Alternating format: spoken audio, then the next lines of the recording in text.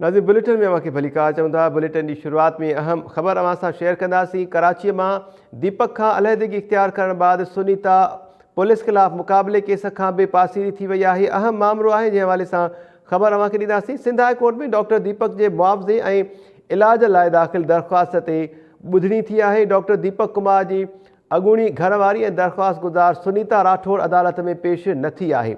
सुनीता राठौड़ की का भी ख़बर नाहे त हूअ किथे आहे। साणस राब्तो भी न थी रहियो आहे। वकील पारां अदालत के आगाही ॾिनी वई आहे। अदालत दरख़्वास्त गुज़ार सुनीता राठौड़ के नोटिस जारी करे छॾिया आहिनि ऐं खेसि ईंदड़ ॿुधणीअ ते पेश थियण जो हुकुम ॾेई छॾियो आहे। ब्रेकिंग न्यूज़ अवां सां शेयर कयो पिया। दीपक कुमार पाण पिटिशनर बणजण लाइ अदालत में दरख़्वास्त भी दाख़िल करे छॾी आहे। दीपक कुमार तरफ़ां दरख़्वास्त गुज़ार बणजण लाइ का भी लिखत में दरख़्वास्त न मिली आहे। सरकारी वकील पारां इहो मौक़िफ़ इख्तियार कयो पियो आहे। अदालत धुरियुनि जे वकीलनि खे ईंदड़ ॿुधणीअ ते पेश थियण जी हिदायत करे छॾी। अदालत दरख़्वास्त ते ॿुधणी 17 फरवरी ताईं मुलतवी करे छॾी आहे। डॉक्टर दीपक कुमार अदालत में मौक़िफ़ इख्तियार कयो त सुनीता हाणे मुंहिंजी कानूनी तौर ज़ाल न रही आहे ऐं नई केस जी पैरवी करे पई। दीपक कुमार अदालत के सदा कई त मां पाण केस की पैरवी कंदुसि। इलाज लाइ मिलंदड़ रक़म ऐं ॿार जो तालीमी ख़र्च मूंखे अदा कयो वञे। वधीक अपडेट्स वठूं था टाइम न्यूज़ कराची के रिपोर्टर अयाज़ बिरोही खां। अयाज़, पहिरियां त हिन मामले जो पस मंज़र ॿुधाइजो। डॉक्टर दीपक कुमार जेको केस आहे कॾहिं शुरू थियो आहे ऐं इन हवाले सां अदालत पारां कहिड़ो हुकुम जारी कयो वियो ऐं अॼु जी ॿुधणी जा भी तफ़सील ॾिजो।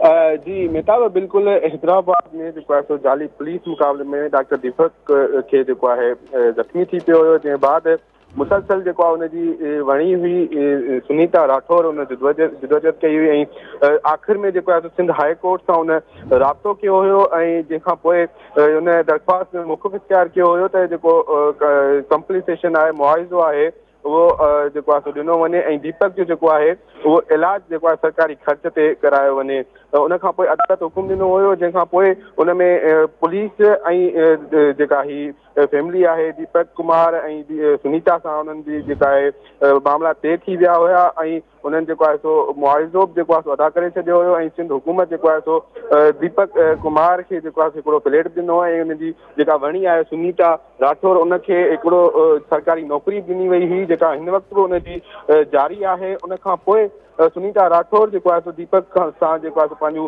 राहूं जेके आहिनि उहे जुदा करे छॾियूं। अॼु सो इन ई साॻी मामले ते दीपक राज वारे अदालती हुकुम के बावजूदि उन इलाज न पियो थिए, उन साॻी मामले ते अॼु सिंध हाई कोर्ट में ॿुधणी थी, जंहिं दौरान सुनीता राठौर अदालत में पेश न थी ऐं सुनीता राठौर इन केस में जेका आहे उहा पटिशनर हुई, जंहिं ते अदालत पुछाणो कंदे चयो त दरख़्वास्त गुज़ार सुनीता राठौर किथे आहे। जंहिं ते सुनीता राठौर जे वकील चयो त सुनीता जो को पतो ई न पियो पवे, ख़बर ई न आहे उहा अलाए किथे आहे। उन सां राब्ते जी कोशिशि कई आहे पर राब्तो न थी सघियो आहे। जंहिं बाद अदालत जेका दीपक कुमार जी अॻूणी ज़ाल आहे सुनीता राठौर उनखे नोटिस जारी कंदे ज़ाती हैसियत में पेश थियण जो हुकुम ॾेई छॾियो आहे। दीपक उनजे दीपक कुमार जे वकील अॼु पाण पटिशनर थियण लाइ अॼु दरख़्वास्त जमा कराए छॾी आहे।